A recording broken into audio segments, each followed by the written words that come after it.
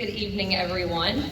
To the administrators, faculty, family, community members, and most importantly, the outstanding students we are honoring tonight, thank you for letting me share this moment with you.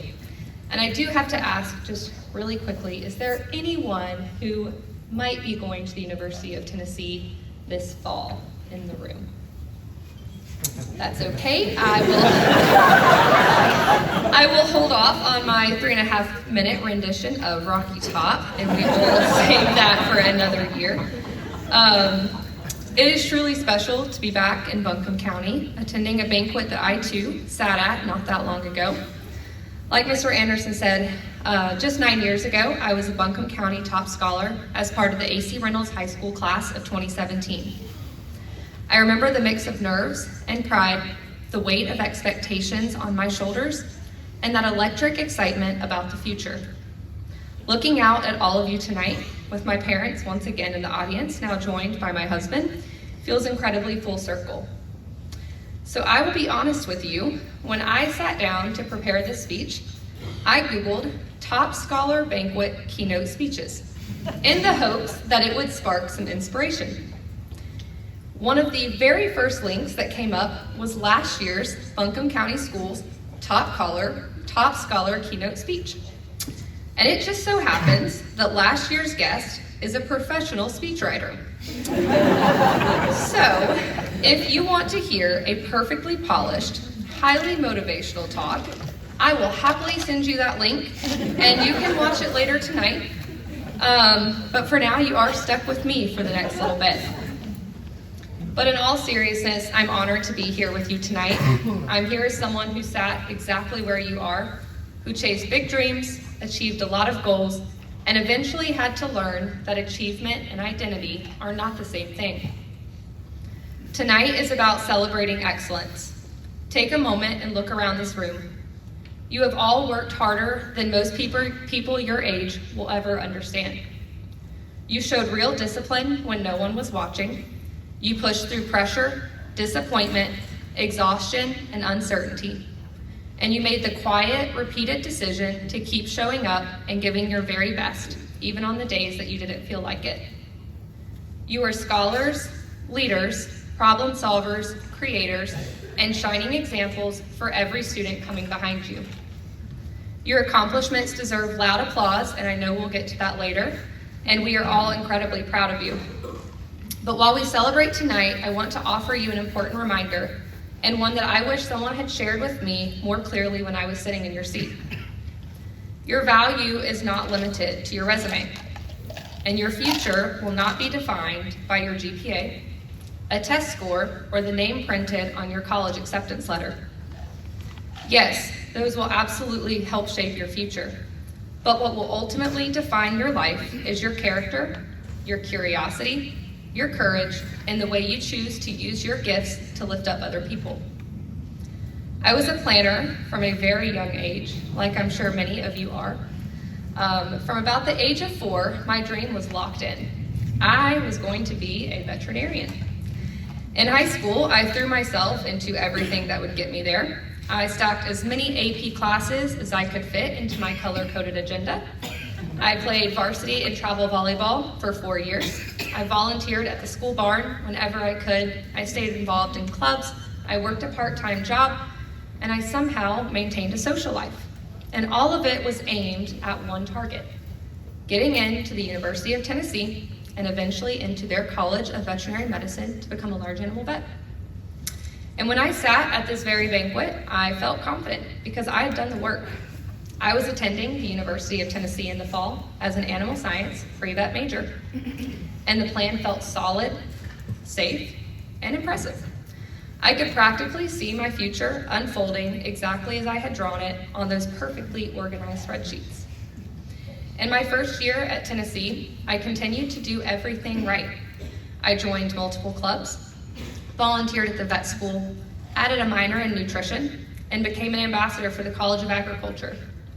The following year, I took on undergraduate research and a leadership position in the ambassador program. By my junior year, I had close to a 4.0 GPA and a resume packed with experiences that should have made me a super strong vet school candidate. Yet the more I built that resume, the clearer it became that I was more excited about the journey than the destination.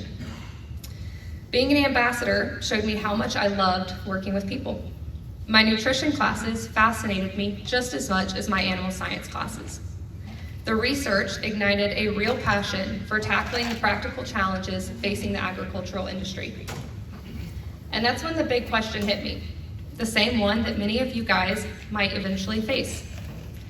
Am I doing this because it's what I've always planned, or does it truly bring me joy? And slowly but surely, I realized that I no longer wanted to go to vet school, and that realization terrified me. Because for so long, my entire identity had been wrapped up in being the girl with the plan, the driven, responsible, high-achieving student that everyone could count on. And I liked wearing that label. It earned praise, and it gave me a sense of control. And walking away from a dream I'd held since I was 4 years old felt like failure. Like I was letting everyone down who had dreamed with me and wasting all of my years of hard work. And let's be real, what all can you do with an animal science degree? But to my surprise and my relief, my family and closest friends were incredibly supportive. They were just excited about my new goal as they had been about the old one. I finished my undergraduate degree, stayed at the University of Tennessee to do my master's degree in ruminant nutrition. And as we just learned, that is the study of animals with 4 compartment stomachs.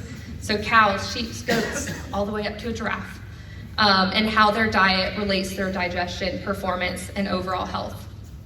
I led and took part in numerous research projects at the UT Dairy Farm that expanded what we know about cattle nutrition today.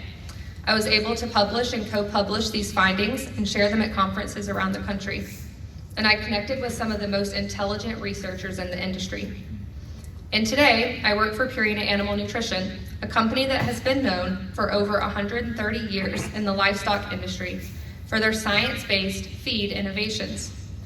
Every single day, I get to meet with Tennessee producers and consult on nutritional programs for their cattle, goats, sheep, and horses, and help them make meaningful improvements in their operations. Not only so that they can be profitable and successful, but so the livestock industry can continue to feed a growing number of people. I get to blend my love for animals with science, people, and problem solving in a way that feels authentic to me. And most importantly, I wake up energized instead of drained. Even with long days, late nights putting a feed ration together, early morning calls about colostrum replacer for an orphaned calf, I'm excited for what the next day brings. Because not only do I know my work is important, but it fulfills me. Being named a Buncombe County Top Scholar was one of the proudest moments of my high school career. It validated all of the hard work, late nights, and sacrifices. But more than that, it taught me that valuable lessons that still serve me today. It built my work ethic, my ability to manage heavy workloads, and my discipline to keep going even when I was exhausted. Those skills have carried me through difficult final exams, overnight research projects, demanding deadlines, and the courage it took to completely change my path. And I suspect that many of you know the pressure that I was describing earlier. When you've been told since childhood how driven, successful, and prepared you are, it's easy to start tying your entire worth to performance. You begin to think thoughts like, if I accomplish this goal, then I'll feel secure. And if I stay on this path, then I know I'm successful. And if I keep meeting every expectation that I have set or that has been set for me, then I won't disappoint the people who believe in me. And here's something I've seen far too often in high-achieving circles. When people ignore that inner voice and keep pushing down a path that no longer fits, just because it looks good on paper or because they're scared of letting others down, burnout almost always catches up to them. I've watched brilliant friends and classmates push through majors and early careers they truly didn't love. And they powered through with sheer discipline and willpower. And on the outside, they looked successful, great grades, impressive titles, proud parents. But inside, the constant exhaustion set in, and the joy disappeared, and the morning started with dread instead of purpose. They felt trapped by the very achievements everyone kept celebrating. And we see this playing out all around us in today's culture. More and more people who spent 10, 15, or even 20 years in careers that they once chose are now walking away, quitting stable jobs, leaving prestigious titles, and finally pursuing the dreams they set aside long ago. Whether it's the lawyer who opens a bakery, the engineer who becomes a teacher, or the corporate professional who started a nonprofit, we're watching a quiet revolution of people choosing fulfillment over familiarity. It shows us that it's never too late to listen to that inner voice. The high-achieving world rewards pushing harder and never quitting, but sometimes the bravest and wisest thing you can do is quit a path that no longer serves you and who you are becoming. Because changing direction does not always indicate failure, it can also indicate growth. History shows us powerful examples of this also. Steve Jobs dropped out of college but stayed on campus and audited a calligraphy class, simply because it fascinated him, not because it had any practical application in his life. Yet 10 years later, when designing the first Macintosh, that knowledge is why he insisted on beautiful, multiple typefaces and proportionally faced fonts. The Mac became the first personal computer with elegant typography and design, sparking a revolution in personal computing and desktop publishing. But his path did not stop there. He was later fired from the very company he co-founded, and instead of giving up, he went on to found Next and Pixar. Eventually, he returned to Apple, and it led to become one of the most valuable companies in the world. Each pivot, each detour driven by passion and curiosity, rather than a rigid plan, led to even greater success. And let me be clear, some of you will follow your current plans all the way through, and that is great. If you stay on your path and it continues to light you up, if it brings you joy and purpose, then lean into it fully. There is deep reward and satisfaction in seeing a long-held dream come true. One of the most important lessons I've learned is that we must redefine what success actually means. Society tells us that success looks like the highest GPA, the most prestigious college, the highest paid salary, or the most impressive title. For a while, chasing those things will feel really good. They'll earn applause and recognition, and they look really impressive on LinkedIn. But when we tie our entire worth to those external markers, it quietly takes a toll on our mental health. I've seen too many young people, including myself, struggle with anxiety, imposter syndrome, and burnout early in their lives because they felt that they were never quite enough. And burnout, my bad. The constant pressure to maintain the image of the perfect high achiever can become exhausting and heavy.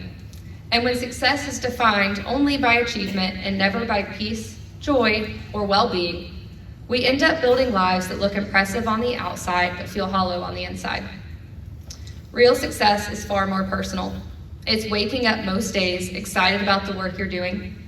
It's knowing that your days have meaning. It's using your gifts in a way that feels aligned with who you are.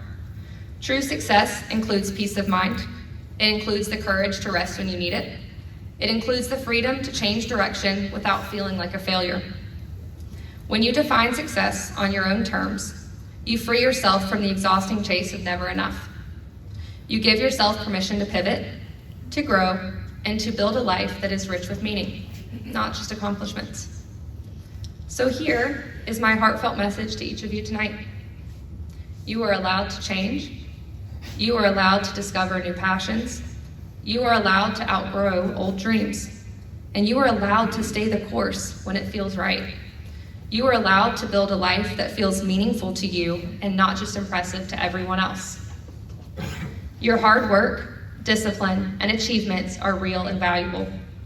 They built incredible strengths, resilience, focus, and the ability to learn deeply, and those will travel with you no matter which direction you take. Celebrate them, be proud of them, but please do not let them become your entire identity. The world does not need more burnt-out perfectionists. It needs thoughtful, curious, courageous people who are willing to evolve. People who hold their plans lightly, but their values tightly.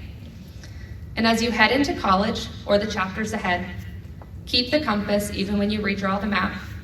Stay curious, ask honest questions about what truly lights you up. Give yourself permission to pivot when something new sparks joy or purpose, or to keep going when the path still feels like home. Say yes to experiences because you feel called to, not because of how they look on a resume.